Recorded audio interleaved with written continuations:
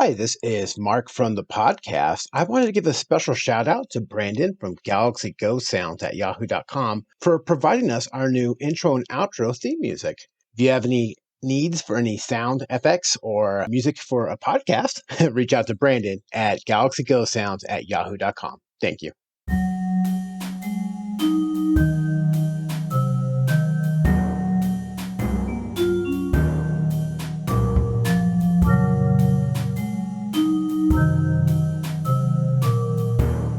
Hello, and welcome to the Oregon Files podcast. First, we're going to do our disclaimer today. We're amateur podcasters simply for entertainment. If we misquote or offend, it was not on purpose to do so. Also, we're recording from an attic space spare bedroom today, so you may hear kids, dogs, neighbors, what have you. Thank you and enjoy, and here is Elliot Bowman. Thanks, Mark. Good intro, as always. That's not self-recorded, by the way. That's Mark every single time. We'll do it live. You get the real deal, Mark. For those that have listened to us, or maybe this will be the first time, you'll notice that we do a little unconventional podcast where we haven't had a guest on. And today is no different. We don't have a guest on. But for those that do listen to us and are tired of hearing a couple of baboons' voices, we promise we are working on getting guests on to interview. So I don't know if that excites you or not, but that's something that we're working towards. So just know that's coming. Yeah. We're waiting for Johnny Depp and Gal Gadot to return our calls. And Bill Murray. We called the 800 number for Bill Murray. That'd be amazing. Bill Murray's the ultimate get. That's definitely number one. Yeah. Number one guest list is it's got to be Bill Murray. Now we're going to have to try it. We're going to try. Now we're going to have to try it. That would be amazing. Hey, Bill, a couple of local schmucks here in Roseburg, Oregon. We do a podcast. Please return our call. If we offer to buy him a drink, yeah, right, he can stay in the attic. I'm fine with that. Some right? pizza. So accommodations are covered. We can pick him up at the airport. Pick him up at the airport. And then I don't know what questions I'd ask. I just stare at him. I'm sure we can figure it out. Oh, yeah. The other thing we need to cover is, of course, sponsor. Right now, we still got Video Games Plus and Level Up Frozen Yogurt. They're open 7 days a week off Stevenson, Roseburg, Oregon. Level Up Frozen Yogurt has new flavors every month, some dairy-free, and over 50 toppings, including fresh fruit. Now, El, do you ever go into Video Games Plus? I go in Video Games Plus probably once a month. I'm an avid shopper of Video Games Plus. In fact, I called him yesterday. Got a game on hold, Horizon Zero West. Nice. If you guys play video games out there, it comes out February 18th. I actually took that day off of work because that's how much I'm looking forward to this game. I'm gonna nerd it up and play that game. But yeah, I love Video Games Plus. I love it. Great staff, great people. Yeah, Video Games Plus. All right. Today's podcast, we're going to go over, this is actually one that a couple people have asked me to cover on the podcast. And it's about a shootout regarding newspapers that happened a while back, in the Wild West days. So we're going to go over a little bit of an intro into it, and then we'll go right into kind of what happened. I will... This is information that's gathered from 3 different sources to make sure I try to get the most accurate information, okay? Perfect. I will go, this is a warning though, we try to keep a more family-friendly podcast. There will be gory details once we get into the shootout because it's part of the legend. You've been warned. You've been warned, okay? So we're going to start this. Finn J.D. John, this is from an article he did in June 30th in 2013. We're going to have stuff from David Loftus, who looked up this information as well. More from R.J. Geyer's book, Douglas County Chronicles. So that's where all this information is going to be coming from here. So we're going to start with a guy named William Bud Thompson, who came to Roseburg in 1870 when he was just 22 years old. Now, he had just sold a newspaper he was running in Eugene called the Eugene City Guard. Now, he had $1,200 in his pocket. And keep in mind, he's 22 years old, 1870, $1,200 in his pocket. Decent amount of money. I'll tell you right now, when I was 22 years old, I did not have that much money in my pocket. So pretty good. Okay, so he comes to Roseburg and goes, I'm going to launch a newspaper here. Boom. And he starts the Roseburg Plain Dealer is what it's called. And so he starts getting some circulation going. Now, here's the funny part, though. This was not okay with Henry and Thomas Gale. They were 2 brothers who had already founded a weekly newspaper in Rose. So they started the Roseburg Ensign 3 years before. So in 1867. Now, it was considered the first paper of Roseburg. Like Thompson, the two of them were from the Eugene area. So all these people were originally from Eugene. Out-of-towners. Out-of-towners. And they were also in their early 20s. But here's the catch. The Henry and Thomas Gale brothers, they were staunch Republicans. And, of course, Thompson was a Democrat. Dun, dun, dun. Yeah. The Gale brothers, Henry, the older one, was tall and powerful, but Thomas, the little brother, was just under 5 feet tall. Stood behind his brother. Yep. He was always in his shadow. It's so sad. Almost as soon as Thompson opened for business, Democrat Lafayette Grover was elected the governor of Oregon. Nice. I love the name. That's a great name. Lafayette Grover. Man. When he was elected in the office, this actually ended an 8-year run of Republican governors in Oregon. Now, the victorious Democrats in Salem now had a choice of papers in favor to help with public notices and businesses. So it was kind of exciting that he was getting support from Salem to run his Democratic newspaper in Roseburg. Man, times have not changed. Not at all. I mean, you're going to love where this goes. Yes, still exactly the same. Right. So that meant that most of the business that had sustained the Ensign now was going to the upstart Plain Dealer. So tensions between the newspapers obviously started to build. Now, how did it build? By the way, they started making jabs at each other in the editorial pages. Now, I want to pause right there. Here's the best part about this. At the time, Roseburg only had a circulation. There's 900 people in Roseburg. Oh, man. So you have two newspapers. Right. And the best part is people actually enjoyed the jabs back and forth at each other. The problem was Thompson, he was a little more thin-skinned. So he did not take kindly. He didn't like that at all. The jabs. They fought over advertisers. Everything. They fought over everything, and they actually were kind of across the street from each other. So just amazing, right? They would just sip their morning coffee and stare at each other through the window. And what were the jabs? Okay, here Thompson's ox is smaller than mine. Better. Yeah, I'm so happy you said that. So here's the two. These were the two things that got Thompson. He was not happy with these two comments. Number one, Thompson was called the ripe scholar and gallant gentleman who stands, when sober enough to do so, Fighting words. behind the plain dealer chair. That's fighting words. Calls him a drunk. Calls him a drunk. Calls him a drunk. Now here's the other. In the nicest possible way, though. In the nicest possible way, right? It's always been one of those insults to me that it's when someone says, "Hey, that's a great person," when they're sober. Right. I'm like, oh man, it's like, does that mean that they're drunk most of the time and so they can only handle? Yeah, amazing insult. This was the one though. They called him a sardine among codfish. Okay. He wasn't. He was done. A sardine among codfish, like he stinks. That he doesn't fit. He doesn't fit into the daily grind of Roseburg society. Was codfish the better fish? I thought codfish was an insult, but the way that they worded this, he was a sardine among codfish. Huh. So Thompson reportedly informed the Gale brothers that he would no longer tolerate this sort of abuse. Of course, the Gales kept it up. This would have been a disgrace in Oregon-style journalism if they had not. Okay?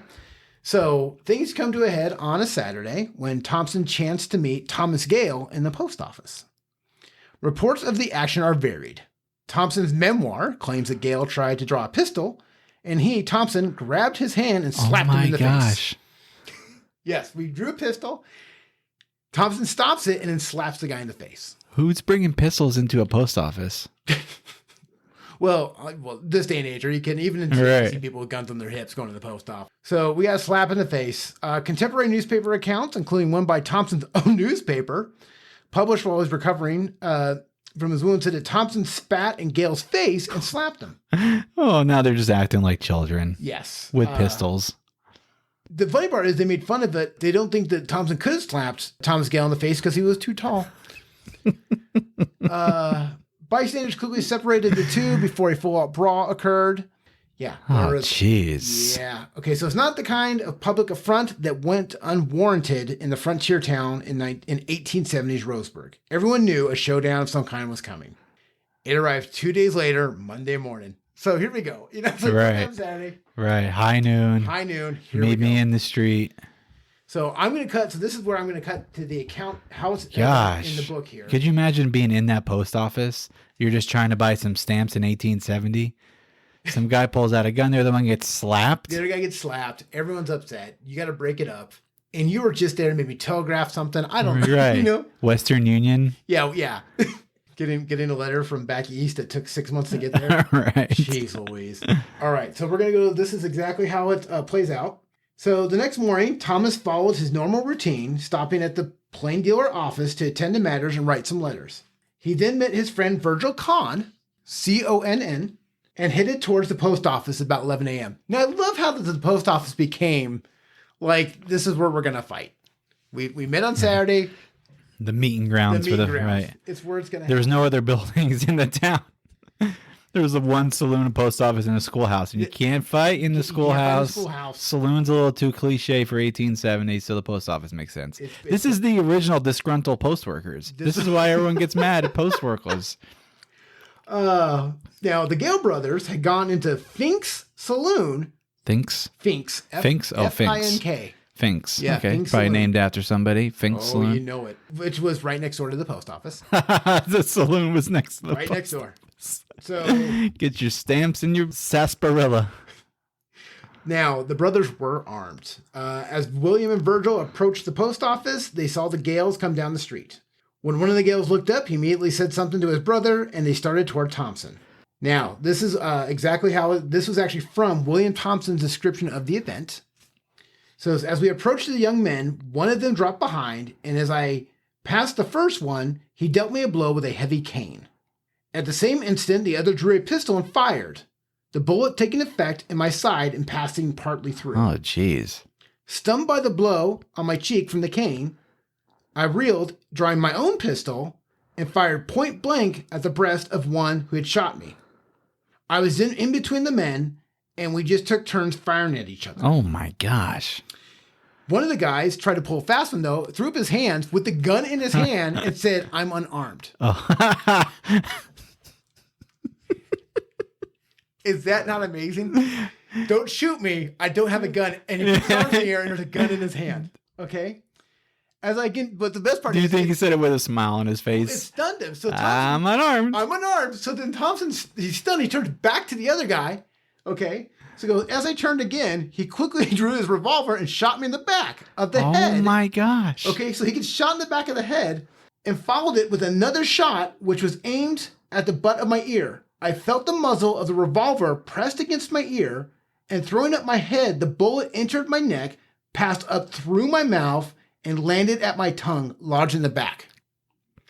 So he gets shot, it goes through his neck, it goes through the neck, lodges in the back of the tongue, and his whole mouth fills up with blood. Yeah, I would think so. At this point, Don't swallow, sir. all three of them have been shot, okay? More than once.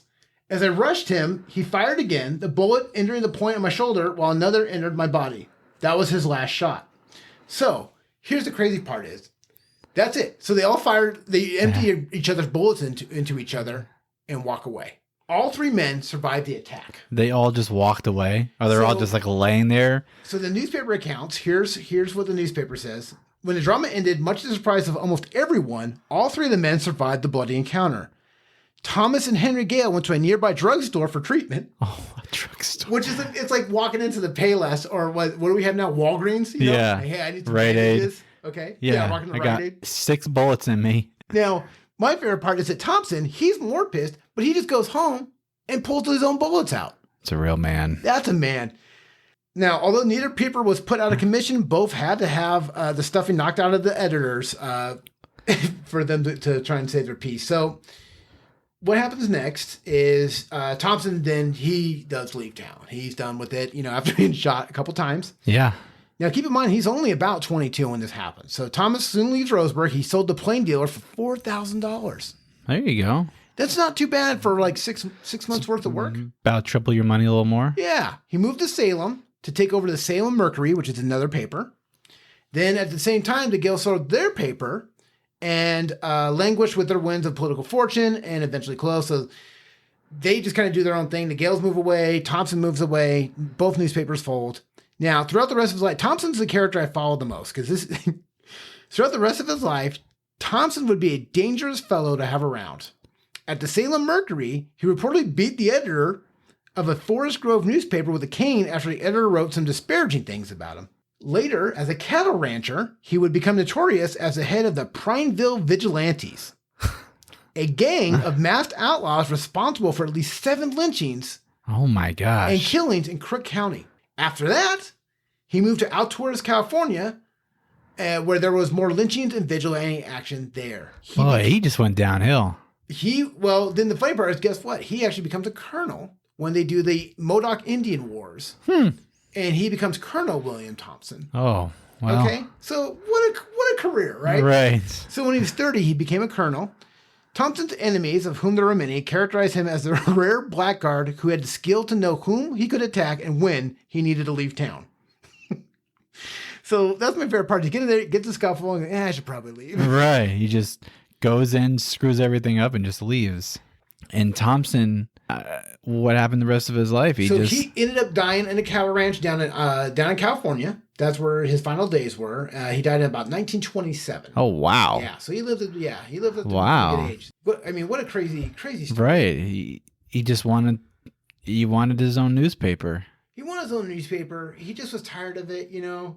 He was a Democrat. I mean, how crazy he survived that shootout. To be shot, to survive those shots. I mean, those are life-threatening, any of them back then, right?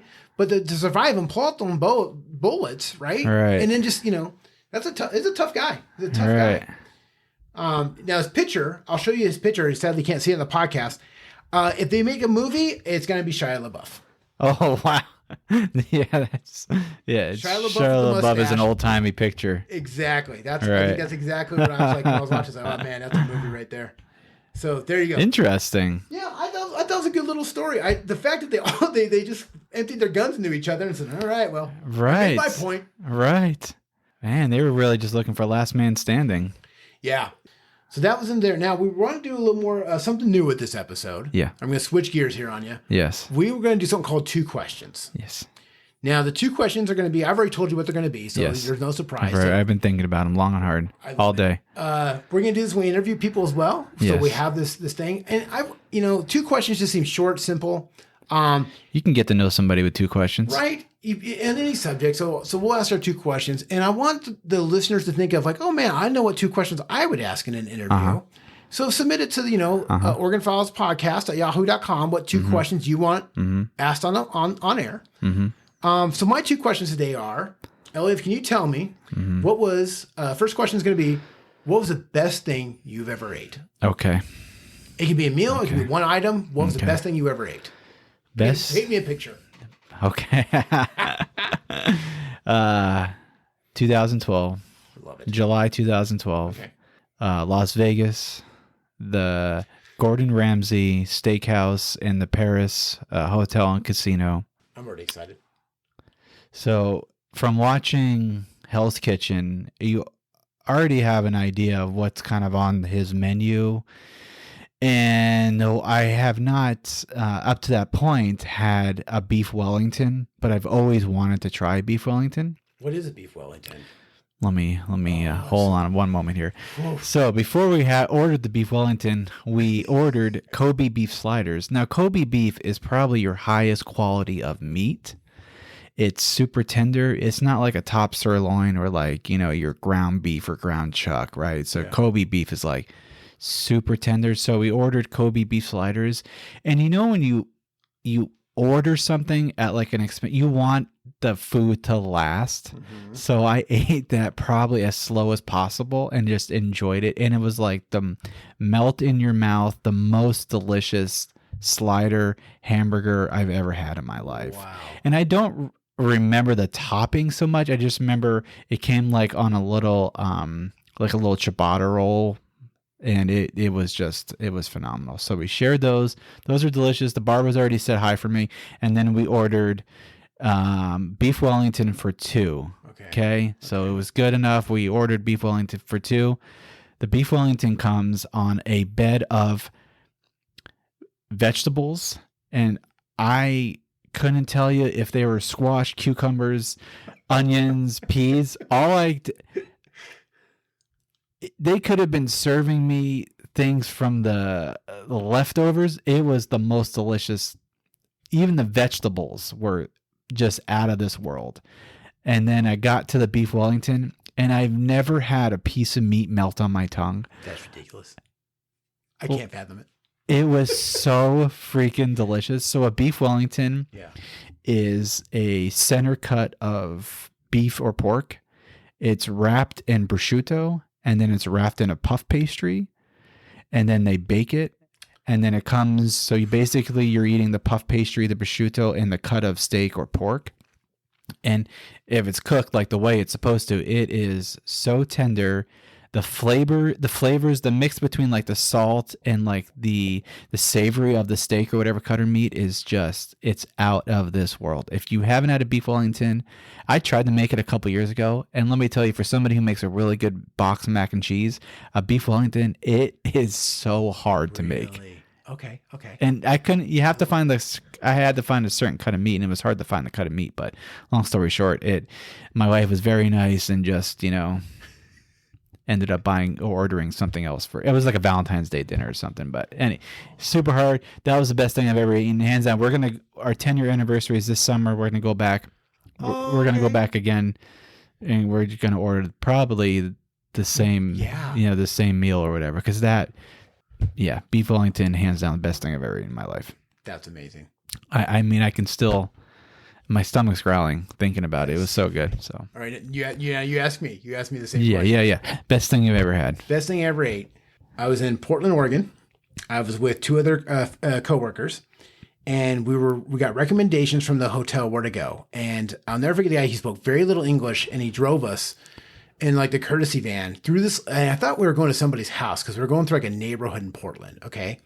And we come out the other side, and there's this little hole in the wall Italian restaurant. Oh my gosh, those are the best. Like 3 tables. Yes, those are the best. So I'm like, is this place any good? Or are we getting murdered here? And he goes, no, it's good, right? So we go and sit down, and the waitress comes out, super nice. And, she goes to tell us what the specials are. And the first thing she says, she goes, the special is a butternut squash soup. Oh my gosh. Okay. Now here's the funny part. Sounds good. Yeah. I'm like a butternut squash soup. Oh my God. Right. I'm like, that's not, I'm like eating butternut squash soup. Okay. I'm like, I've never had it before.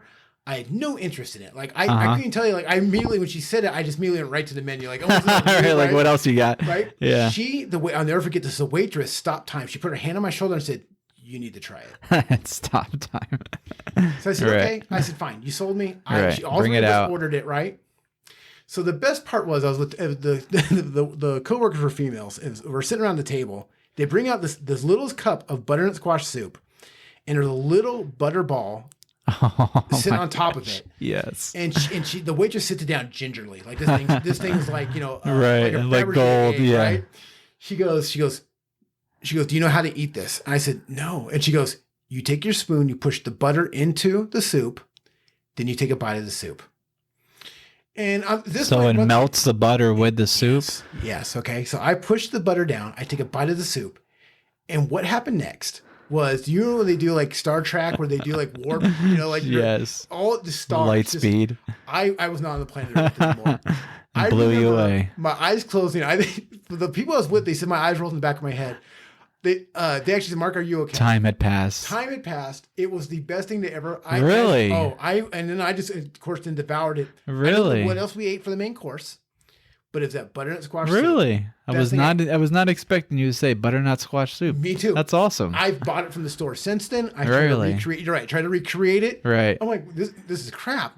I'm like, the only thing I think is if they had added like some drugs or something to it. But it was phenomenal. Really? I don't know the name of the restaurant. I can't even tell you what. It's probably boarded up now or something. Oh, yeah. Right. Yeah. Probably never even happened. It doesn't even exist. Best thing ever. So that's awesome. Now, second question. Yes. Is there anything that that you also ate that was amazing? Because you're saying you're going to get to go back and try your 10-year anniversary. Is there anything that you ate that was amazing, but you'll never get to try again? That I'll never get to try again? I'll answer it a little differently. Okay. I ate something that I wish it was better than it was. Okay. How about that? I'll fire it. So we'll stick with Vegas. Different trip. Okay.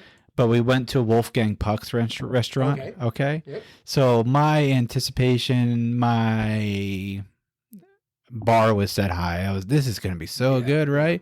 Now, let me say, Wolfgang, you know, the reputation, whatever. I'm sure I didn't order the right thing, right? So we had an appetizer that was good. It was like meatballs or something. It was a good appetizer. But then I ordered lasagna, and I'm thinking like, it's got to be the best lasagna, and it's got to be such a great lasagna. Well, to me, lasagna should have a little sauce, a little ricotta, a little mozzarella, right? It had everything, but it was like I've never eaten like a dry lasagna. Like I can't even explain it. Like I'm paying like $28 for this slice of. It was like they tried way too hard to make like a 5-star lasagna. Okay. You know what I mean? It was like, you know, I mean, I'm not an Olive Garden fan, but at least Olive Garden, you know, gives me the heartburn that I go with afterwards. But yeah, that's one thing that I'm glad I ate. I'm glad I tried there because it was an experience, but I don't need to go back and try it again. So you can answer it differently. You can, however you want to answer that question. Did it come with good breadsticks? No. You know, it comes on a fancy plate. It's just, you know, it's. I'm sure it was expensive. I can't remember. We had a good appetizer. I don't remember what it was, but I don't remember what my wife had. I think she had something she enjoyed. As long as she enjoyed it, that was fine. But I just remember lasagna. I was like, oh man, it's not what I was expecting. So no, I respect that. Yeah.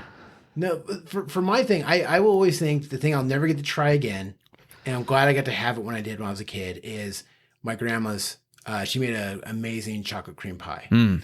And I love a good chocolate cream pie. And even here's the deal: is we had the recipe. But there's something the funny part of those. I remember watching my grandma cook, and she didn't measure.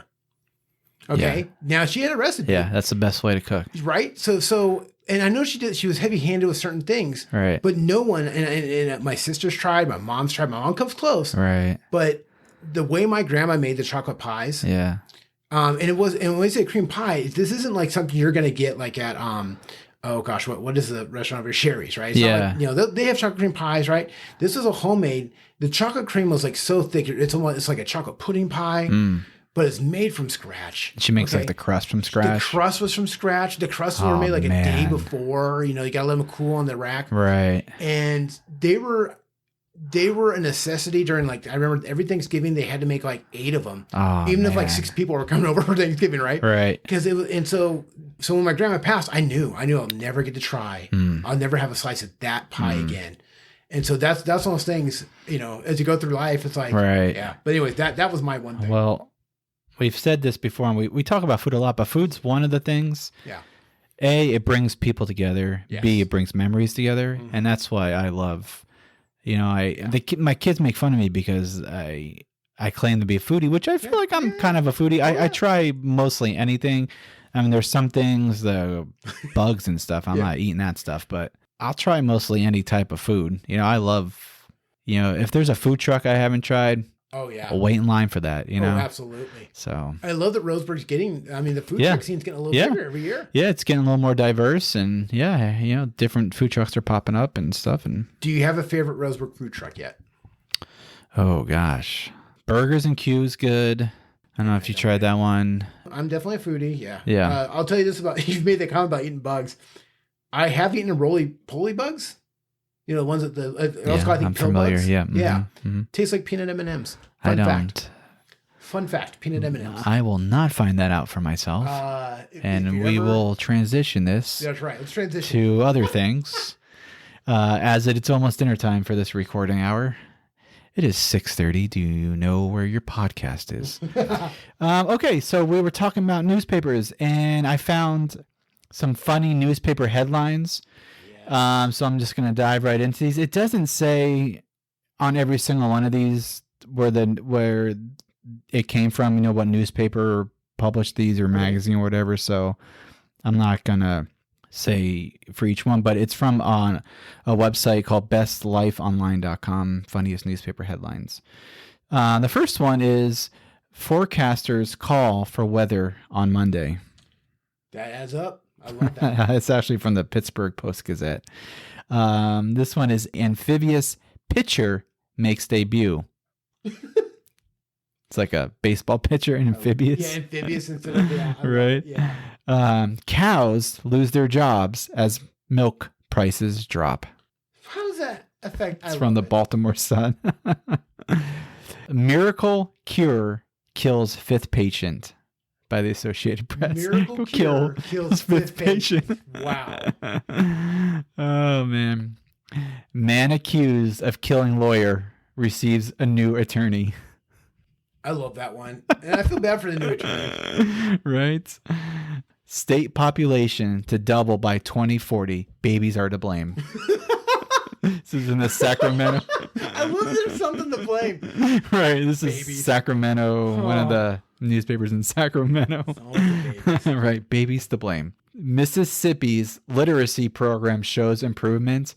And in the picture in the newspaper, they spelled Mississippi wrong. They spelled it Missippi. Okay. They're missing a full set of S's. Absolutely amazing. Mississippi literacy program shows improvements. Amazing. Breathing oxygen linked to staying alive. The best part is, not only did someone do that study and publish it, but the newspaper ran with it. Yeah, there's a whole column out here. Louise. Police arrest everyone on February 22nd. That's all it says. Just everyone in town. They know what they did. Right. Thursday is canceled. Let's see here. Bridge closure date, Thursday or October. That's about State's right. detour plans draw criticism. I love it. Oh, man. Most earthquake damage is caused by shaking. That makes sense. That adds up. Intensity of shaking that a building or structure will experience during an earthquake is highly variable, but generally depends on three main factors, which I don't have because that's where it cuts off. Federal agents raid gun shop, find weapons. Glad we're paying those bills. Safety meeting ends in accident. That's my favorite so far. This was amazing. somewhere in New Mexico. Safety meeting ends in accident. Muddy Creek problem. It's too muddy. Checks out. Math's there. Right. Murderer says detective ruined his reputation. If you didn't murder somebody, would your reputation not be ruined, sir? You're going to blame the detectives on murdering. This one is Utah Poison Control Center reminds everyone not to take poison. It's a good reminder. Don't take poison. The fact they had to come out. Right. Bugs flying around with wings are flying bugs. By a Redwood County Extension educator. Did someone call in with that complaint or something? I got questions. Right. Students cook and serve grandparents.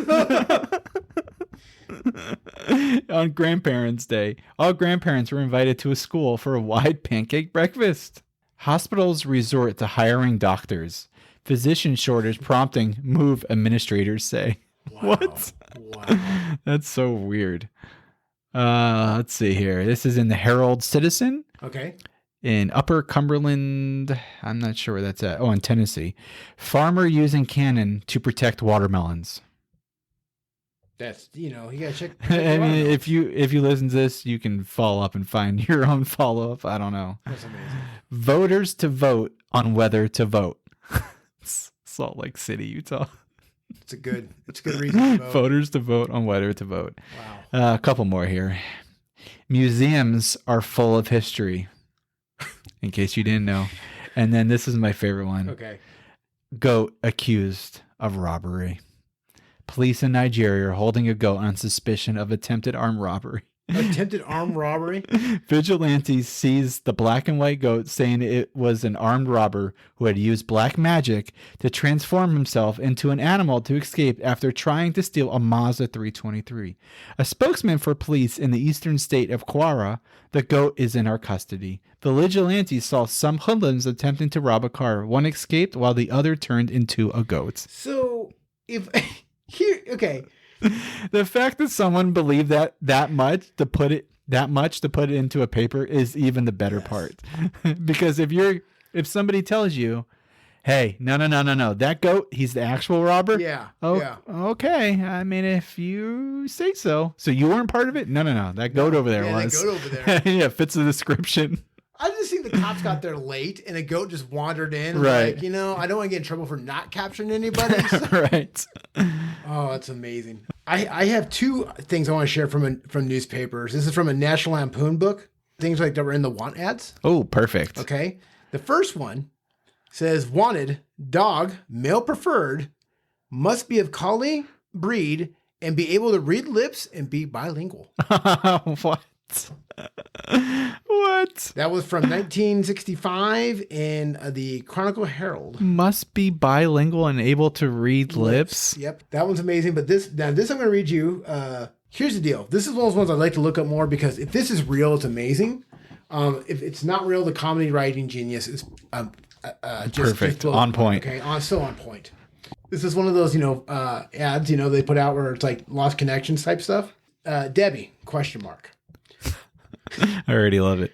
About that night, I cracked up your new BMW over a concrete traffic barrier on Lakeshore Drive. I'm really sorry. What a horrible accident. When I crawled out the window, you were still unconscious. Oh my gosh. I tried to pull you through, but your foot was stuck in the glove compartment. Oh my gosh. So I went to get help. I was less than 50 feet away when the gas tank exploded. Wowee, talk about explosions. I ran back and put out the fire with a wet beach blanket. Then you were gone. No Debbie. Where did you go? Are you okay? How's your foot? How's the car? Did they find your left arm? Look, I know you're probably a little upset. You have every right to be a little upset. I can understand that. But I don't think we should blow this thing about proportion. Oh, terrible choice of words. In fact, I don't want to see anything else blow up for a long time. Oh, no. This had to have been a joke. So give me a call or drop me a line. Let's be friends. Come over and we can play records.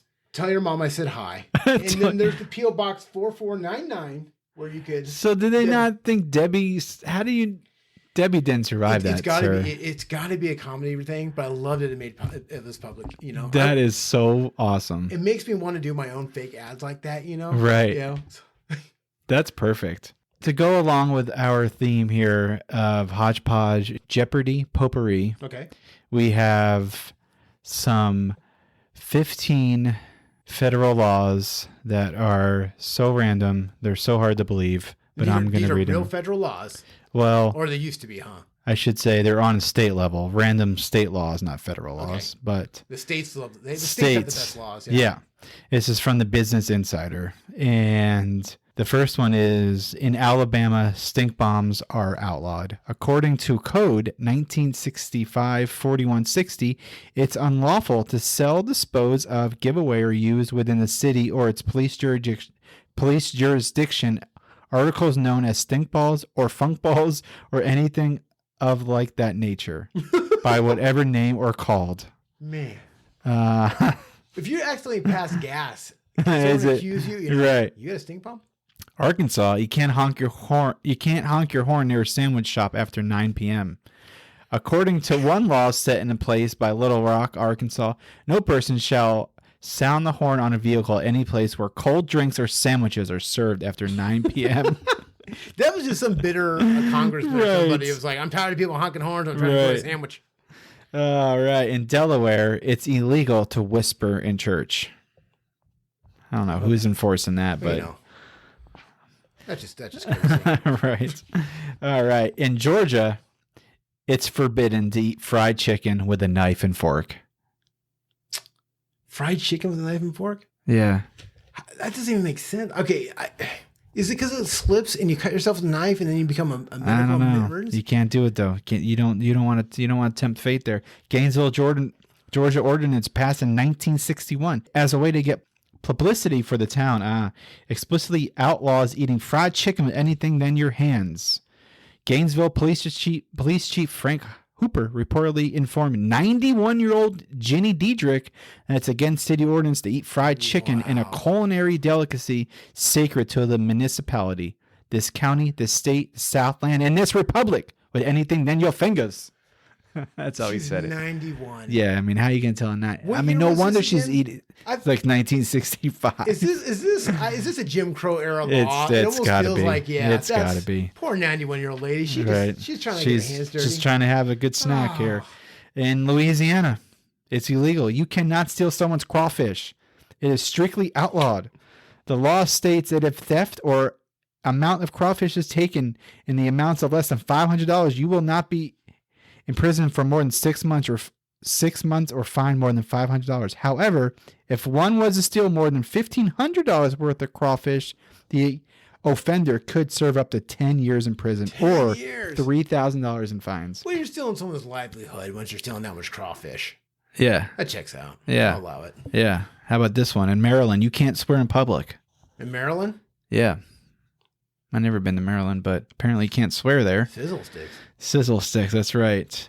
In Montana, you cannot have a pet rat. First of all, that should be outlawed everywhere. Who the heck wants a rat as a pet? It's disgusting. My little sister had one, and she had like 8 of them, and I don't even know where to begin with that story. But Nebraska, you cannot get married if you have an STD. The Nebraska laws prohibit anyone with a kind of venereal disease from marrying. This law is in place to protect people from unknowingly marrying someone with an STD. However, it is difficult to enforce.